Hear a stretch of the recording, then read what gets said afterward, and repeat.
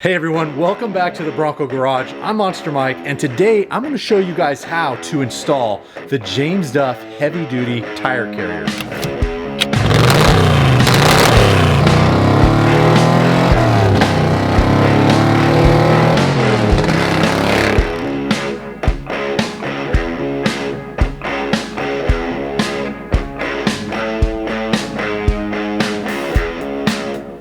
Now, here's the cool part about this product.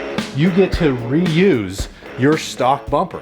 That's right. I know a lot of you like to run the stock look, and once you lift it and you put some tires on your Early Bronco, anything over a 33 is going to put serious strain on the stock tire carrier. Well, James Duff came up with a solution. They're going to take this to that.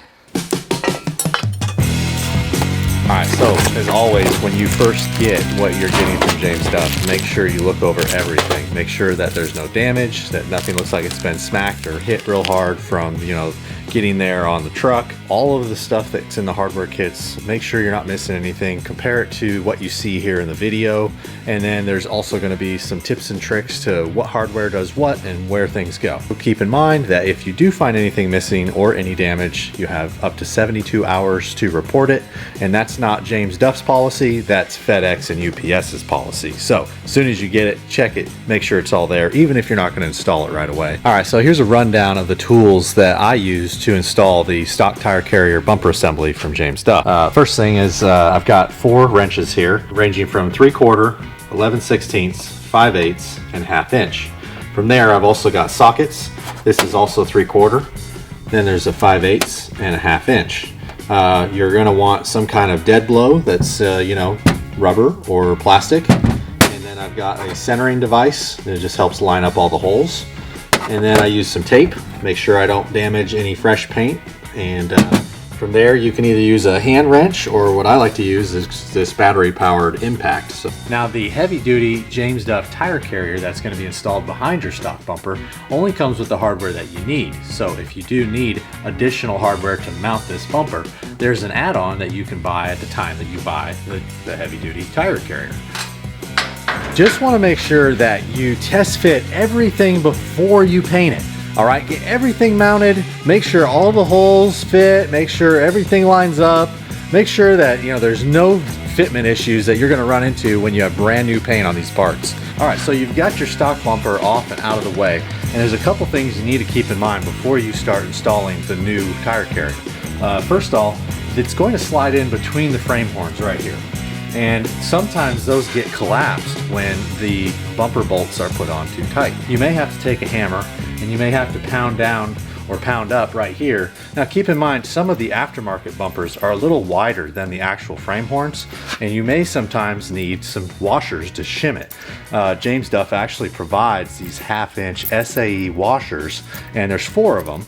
So there can be up to two on each side, and you can use that to put right here and right here to shim the larger bumper up, and that actually helps keep it clearanced away from the new tire carrier mount. You want to make sure that you mask off, and some of the key areas I'm actually going to show you, you're going to want to tape off so you don't hurt the body.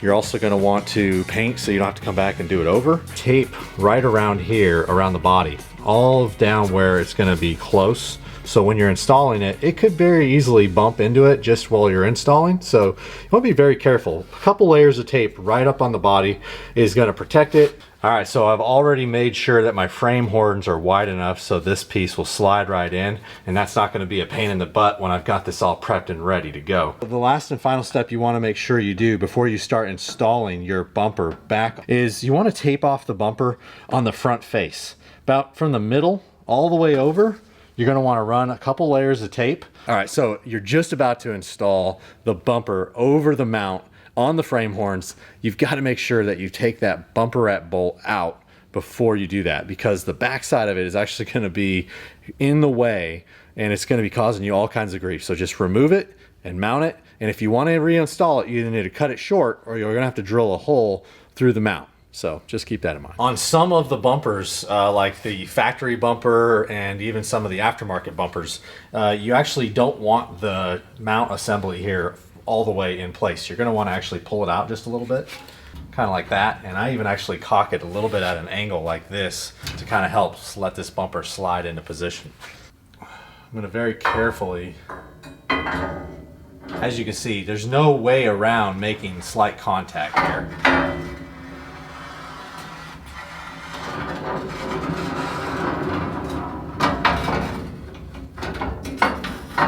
And just like that, line up the holes, and then you're going to start pushing the bumper into position.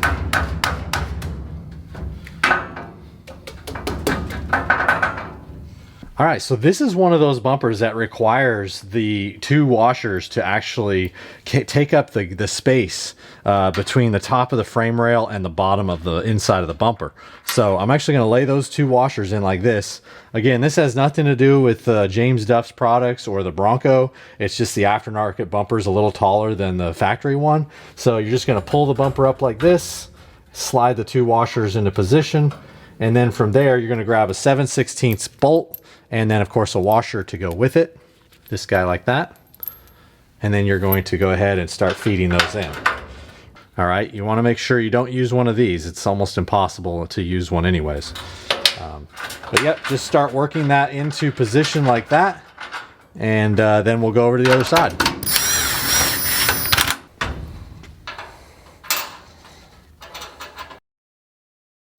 On the driver's side, you get to reuse your factory dome head, or there are two that are provided by James Duff in the hardware kit. So this one goes on the driver's side on the top, and on the bottom you have a new washer and a locking nut to secure it. All right, so on that secondary mount, the next thing you're gonna do is you're gonna grab your 1/2" hardware. This here is your coarse thread bolt, and then you're going to thread a lock washer on, and then this large 1/2" washer next, and then you're going to come over here, and there's already a nut welded to the mount, and you're going to thread this in like this. Just don't put it in tight, just leave it loose until you get all of the other ones mounted, and then once you've got everything right where you want it, you tighten everything down. So you're just going to use a regular washer, and then it's going to slide through.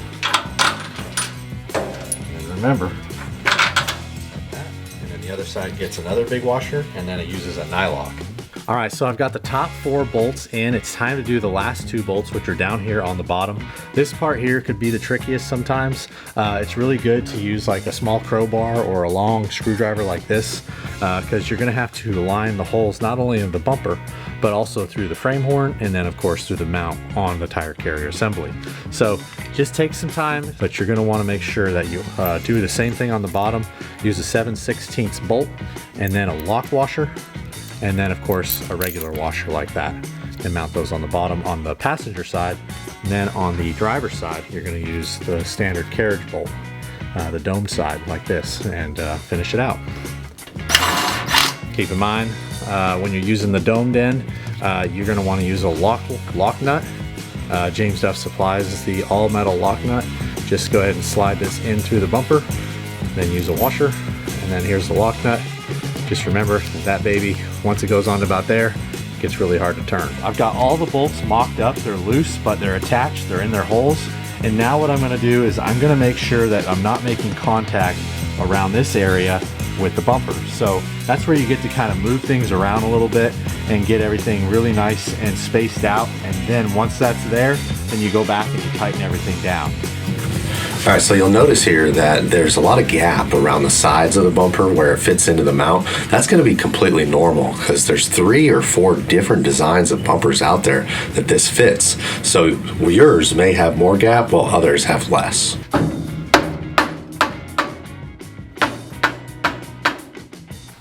All right, so I moved the bumper around, moved the assembly around, got everything dialed in to where the bumper and the assembly aren't making any contact. Now it's time to tighten all 6 bolts.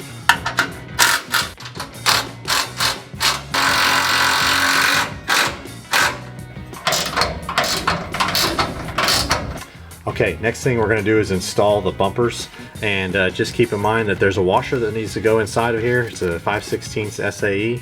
Just slide that in like that, and then of course you're going to use this truss top style bolt, and of course then from there you're going to have a regular washer and a nylock, and this is going to go here like that. And then once you get this all threaded on and in place, you're just going to go ahead and tighten it down.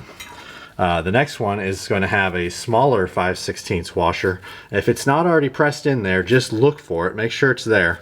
It gets pushed in. Then you're going to go ahead and slide that guy in like that.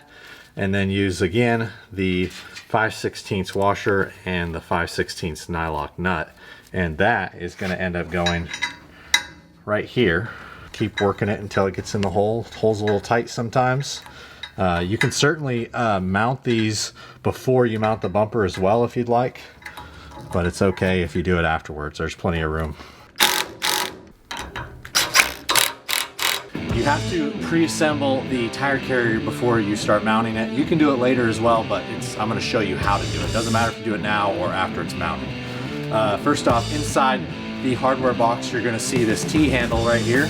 That is for your high lift jack mount. That's going to go right back here.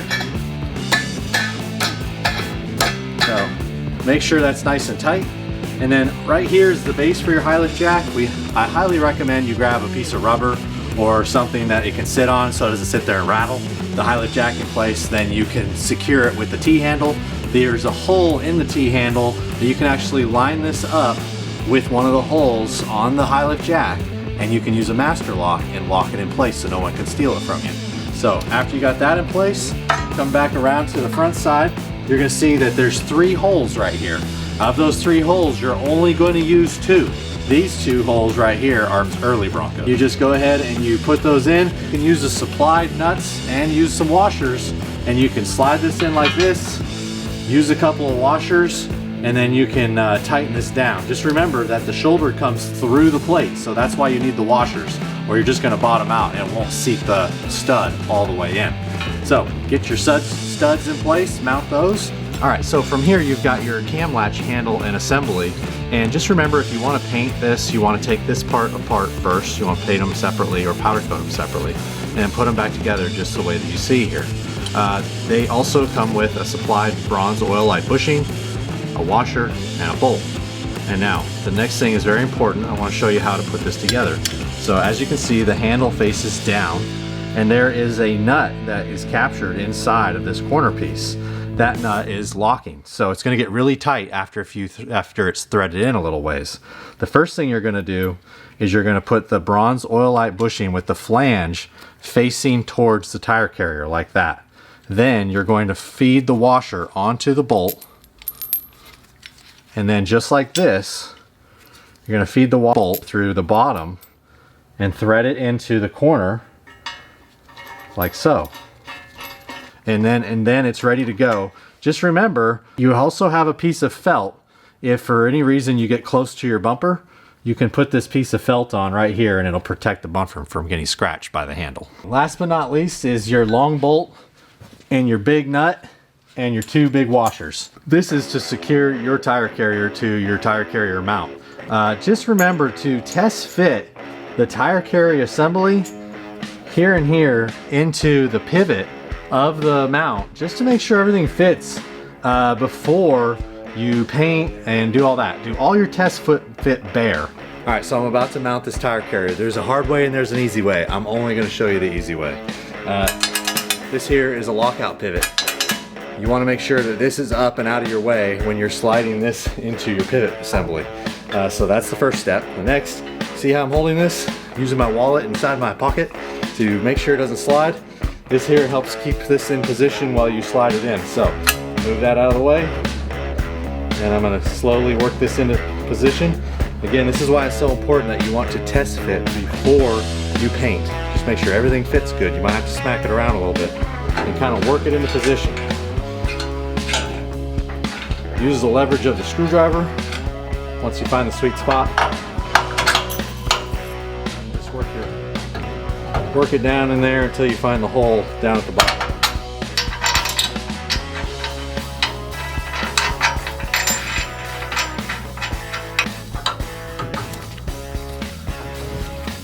All right, most of us are a one-man show, so I'm gonna show you real quick how I like to mount the tire on here. Just make sure that you have your nuts close by. I like to put them right here, and here's what I do. I make sure that there's a hole at the top. It's already lined up to this hole. And then, can't see it, but I got myself a little stool here that I'm going to put my leg up on. So, first I'm going to put the tire up on the stool. Then I'm going to put my leg up like that. And I'm going to put that tire up on my knee. And voila. I've got it up there. Put it on the top one. And now you can let go. Tighten these babies down. All right, well, that's a wrap. Hey, you know what? There are a few add-ons that I want you to know about before you just, are done here, because they could actually enhance this look even more. So first off, if you need a chrome bumper and you need the hardware kit to go with it, you can also get those from James Duff at the same time that you buy the new stock tire carrier mount. So if you've got a gap back here, 1 inch or 2 inch gap, don't forget to check them out for their filler panels. Check the video out in the description below about how to install them. Big shout out to Tom Hyde. It was actually his idea to take a stock bumper and find a way to make a 33 or a 35 inch tire work with it. He brought us his design, and of course, we put our own spin on it, and here it is. It's in production. It's available for you guys to buy. And it all ties into this new lift that we're coming out with called the Duck Tough Lift. It's something that we've collaborated with Lick Creek Restorations on. Definitely check that out. That's also in the description below. Hope you guys enjoyed the install. Definitely want to see some of your comments, some of your feedback. And of course, if you want to buy this, dufftough.com. Thanks for watching. We'll catch you guys next time.